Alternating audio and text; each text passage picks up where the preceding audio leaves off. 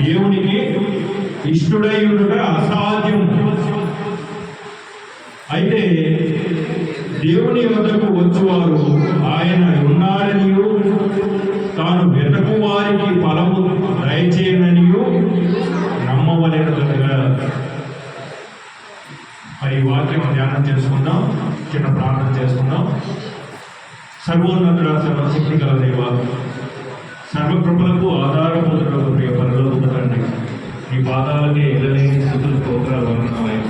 వట్టివాడను మట్టివాడనైన నన్ను తండ్రి నీ పక్షాన నిలబెట్టి నీ మాటలు వెడల్పరచుండగా ప్రభు, నీ ఆత్మతో మమ్మల్ని నింపి తండ్రి, జనులకు నీవు ఏ వర్తమానం అయితే సిద్ధపరిచావో తండ్రి, ఏ వర్తమానం అయితే తండ్రి ఆత్మీయ ఆహారంగా అందించదలుచుకున్నావు, అట్టి వర్తమానాన్ని తండ్రి నీవే మా ద్వారా మాట్లాడి నీ నామం మహిమ పొందమని యేసు ఉన్నత నామాన్ని పూజించి ప్రార్థించి అడిగి వేడుకుంటున్నాను పరమ తండ్రి, ఆమేన్.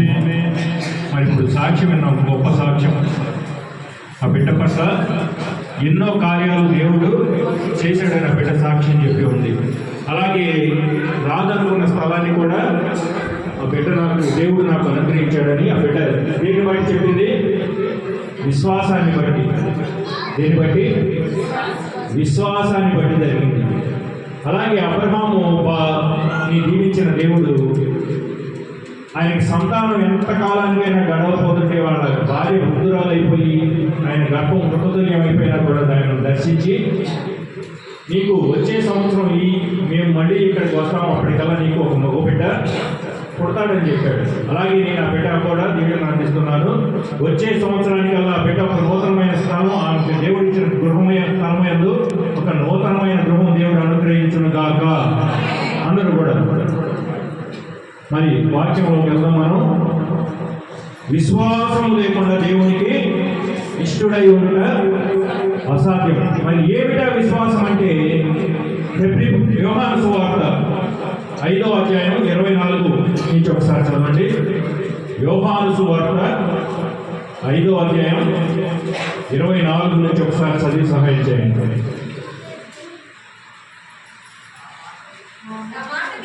నా మాట విని నన్ను పంపిన వాని యందు విశ్వాసముంచువాడు నిత్య జీవము గలవాడు. ఎవరంట? నిత్య జీవము గలవాడు. ఎవరి మాట విని? నా మాట విని నన్ను పంపిన వాని యందు విశ్వాసముంచువాడు నిత్య జీవము గలవాడు. ఆ తర్వాత చదవమ్మా. వాడు తీర్పులోనికి రాక మరణములో నుంచి జీవములోనికి దాటి ఉన్నాడు. ఎక్కడికి రాడంట వాడు? విశ్వాసం వచ్చిన వాడు ఎక్కడికి రాడు? తీర్పులోనికి రాక ఎక్కడికి దాచించబడుతున్నాడంట? చెప్పరమ్మా.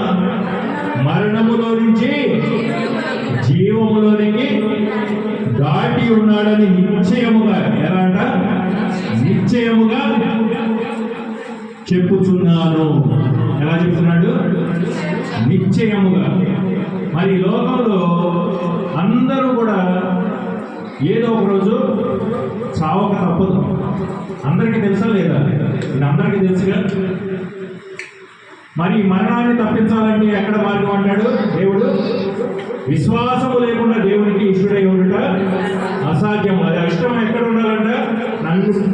నా మాట విని నన్ను పంపిన వాని అందు విశ్వాసం ఉంచువాడు మరణములో నుంచి జీవంలోనికి దాటించబడుతున్నాడు. అలాగే తీర్పులోనికి నిలవక ఆయన జీవానికి చేర్చుకున్నాడు. ఏదో ఒక రోజు చస్తామని మనకు తెలుసు, కానీ ఈరోజు చాలా కుటుంబాలు దేవుని మాట విని ఎన్నో కుటుంబాలు దీవించబడుతున్నాయి. ఇప్పుడు కూడా మనం గొప్ప సాక్ష్యం పెట్టిన వాటి ద్వారా విన్నామా లేదా? విన్నాం కదా. ఎన్నో కుటుంబాలు దీవించబడుతున్నాయి. ఎంతో తాగుబోతులు మారారు, ఎందరో వ్యభిచారులు మారారు, ఎందరో హంతకులు మారారు. కోట్ల మంది జనులు మారిన వాళ్ళు సగం మంది దుర్మార్గ పనులు చేసిన వాళ్ళే దుష్టులే ఉన్నారు. వీళ్ళంతా కూడా పాపాలు చేసి ఇసుకు చెంది కూడా వాళ్ళు ఎన్నటికీ ఇంకా నేను మారలేనన్న స్థితిలో కూడా దేవుడి సన్నిధికి వచ్చి దేవుడిని ఆశ్రయించి దేవుడి పాదాలు పట్టుకున్నప్పుడు అద్భుతంగా వారందరూ మార్చబడి ఇప్పుడు దేవుడికి విశ్వాసాన్ని బట్టి దేవుడికి ఇష్టలుగా నడిపింపబడుతున్నారు. మరి ఎందరు పాపములు చేసినా కూడా వాటన్నిటిని కూడా దేవుని ఎదుట అంగీకరించడం ద్వారా దేవునికి ఇష్టలుగా వారు ఉన్నారు. వాళ్ళు తీర్పులోనికి ఎన్నో కుటుంబాలు, కానీ ఇంకా కోట్ల కొలది జనులు రోజు మరణిస్తూనే ఉన్నారు. అహంకారం, మనిషికి అహంకారం ఎక్కువ. ఈ భూమి మీద దేవుడు చేసిన ఈ సృష్టిలో ఏ జీవికి అహంకారం లేదు, కానీ మనిషికి మాత్రం అహంకారం ఉంది. ఈరోజు మన ఒక వ్యక్తి చెబుతుంటే నేనన్నా, చచ్చిన చేప కన్నా విలువ ఉంటుందంట. కేజీ 100, 150 పెట్టి కొంటారు. చేప సచ్చినా కూడా దాన్ని 100, 150 పెట్టి కేజీ అంట కొంటారంట. మరి నీకు నాకు విలువ ఉందా? నిన్ను నన్ను ఎవడన్నా కొంటాడా? 10 రూపాయలు కూడా కొంటాడా? 5 రూపాయలు కూడా కొంటాడా? సరే ఓర్కింత ఎవడన్నా తీసుకుపోతాడు చచ్చినాక? ఎవడన్నా ఎవడన్నాడా? సచ్చిన చేప కన్నా విలువ ఉంది, కానీ మనిషికి మాత్రం చచ్చినాక ఏ విలువ లేదు. ఇవాళ రోగం వచ్చి గొర్రె చచ్చిందనుకో, ఆ గొర్రెలు కాబట్టి తిరిగి దాన్ని తనసగా కోసేసి చచ్చిన దాన్ని కూడా కేజీ 600, 700కి అమ్మేసుకుంటాడు. మనం సాకునే గేదె ఒకటి చచ్చిపోయింది అనుకో, దాని చర్మమైనా పోస్తే ఎంతో మందికి డబ్బులు వస్తాయి. అదే ఒక చెట్టును నరికామనుకో, దాని కొమ్మలన్నా మనం పొయ్యిలో పెట్టుకోవడానికి పనికి వస్తాయి. కానీ నీకు నాకు విలువ ఉన్న సచ్చినాక ఏ విలువ లేదు. చచ్చిన చేపలన్నా 100 రూపాయలు కొంటున్నారు, కానీ నీకు నాకు 5 రూపాయలు విలువకు పెట్టుకునేవాడు లేడు. ఊరకిస్తే తీసుకుపోయేవాడు ఉన్నాడా? అమ్మో సచ్చిన వాళ్ళని అంటుకోవాలంటేనే భయపడి వస్తున్నారు. కానీ ఏ విలువ లేని ఈ శరీరం కోసం మనం ఏం చేస్తున్నాం? దుష్ట కార్యాలు.